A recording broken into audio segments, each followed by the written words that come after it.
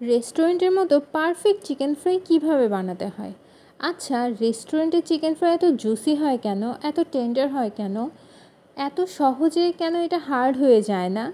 Hello foodies, this is Bhavna from food story by Sakib and Bhavna. কেমন আছেন সবাই? আমার কমেন্ট বক্সে অনেকেই দেখলাম রেস্টুরেন্টের মতো পারফেক্ট চিকেন ফ্রাইয়ের রেসিপি চেয়েছেন। তাই আজকে আপনাদের অনুরোধে আমি নিয়ে এসেছি কিভাবে রেস্টুরেন্টের মতো পারফেক্ট চিকেন ফ্রাই বানাতে হয় সেই প্রসেস নিয়ে। আর ভিডিওতে থাকছে A to Z সকল টিপস এবং ট্রিক্স। তাই দেরি না করে চলুন আমরা রান্না শুরু করে দেই।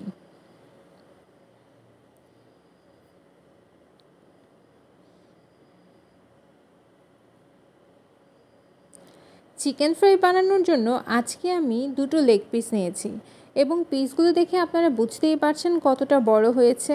আমরা রোস্টের পিস যেরকম বড় করে কাটি, আমি চিকেন ফ্রাইয়ের পিসগুলো সেরকম করেই নিয়েছি। আপনারা চাইলে পিসগুলো আপনাদের ইচ্ছা মতো ছোটো বা বড় করতে পারেন। আমি এখন এই লেগ পিসগুলোকে একটু ছড়িয়ে দিয়ে আলতো করে কেটে নিচ্ছি। খেয়াল রাখবেন যাতে খুব বেশি কাটা না হয়। আবার আমি কিন্তু এখানে একটু খুঁচিয়েও নিয়েছি। আপনারাও কাঁটা চামচের সাহায্যে চিকেন ফ্রাইয়ের এই যে পিসগুলো আপনারা রান্না করবেন তা একটু সুন্দর করে খুঁচিয়ে নেবেন।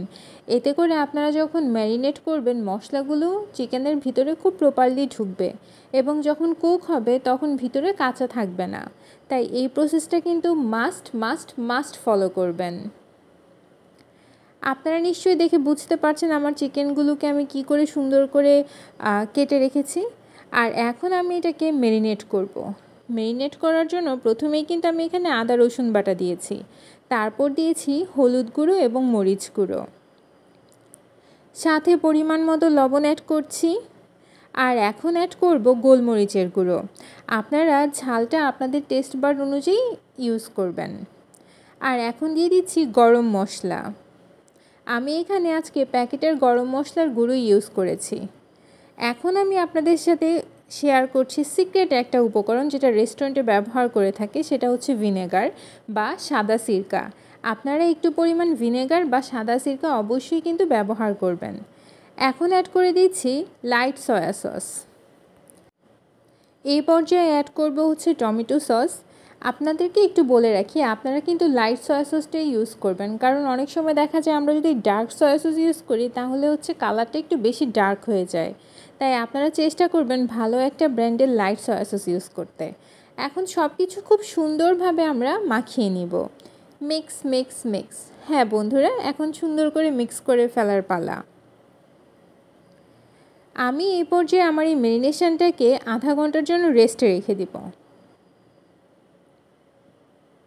আপনাদের হাতে যদি সময় থাকে তাহলে আপনারা 1 ঘন্টা কিংবা 2 ঘন্টার জন্য রেস্টে রেখে দিতে পারেন।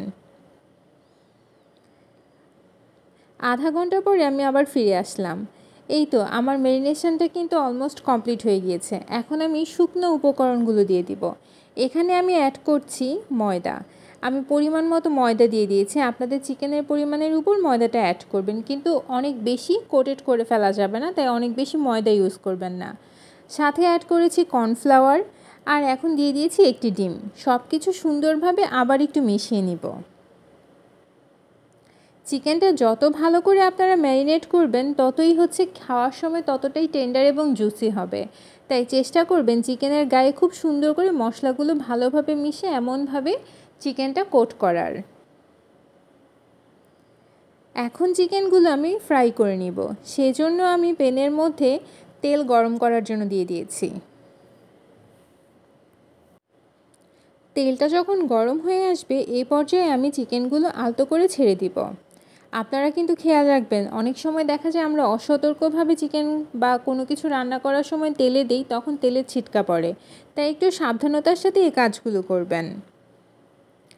আমি কিন্তু চিকেনটাকে মিডিয়াম টু লো হিটে ভেজে নিব, কারণ আমি যদি চুলার আঁচটা খুব বেশি হাইয়ে রাখি তাহলে চিকেনের গায়ে কালার চলে আসবে কিন্তু চিকেন ভিতরে কুক হবে না। তাই আপনারা অবশ্যই চুলাটা মিডিয়াম টু মিডিয়াম লোতে রেখে উল্টে পাল্টে চিকেনটা ভেজে নেবেন।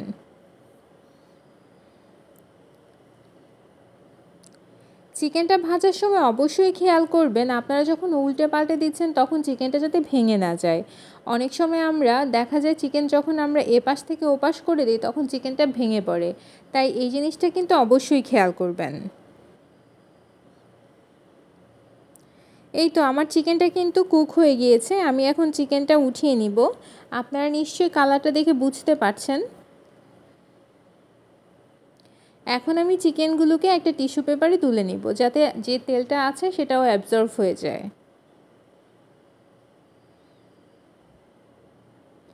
আর এই তো এটা হচ্ছে ফাইনাল লুক। নান রুটি বলেন বা পরোটা বা রুটি যাই বলেন না কেন, সব কিছুর সাথে এই চিকেনটা কিন্তু খুব ভালোভাবে যায়, খেতে খুবই দারুণ লাগে। তাই আপনারাও চেষ্টা করবেন যখন এই চিকেনটা তৈরি করছেন সাথে যাতে নান রুটি বা রুটি বা পরোটা কিছু একটা থাকে। আর এছাড়া কিন্তু চিকেনটা কিন্তু এমনিও খালি খালি খাওয়া যায়, দেখে যেমন লোভনীয় লাগছে খেতেও কিন্তু খুবই মজার ছিল। আপনারা অবশ্যই বাসায় একবার হলেও ট্রাই করবেন। আমার এই সব কিছু ফলো করলে আপনাদের চিকেনটাও পারফেক্ট রেস্টুরেন্টের মতো হবে। আজ এ পর্যন্তই, ভালো থাকবেন, আল্লাহ হাফেজ।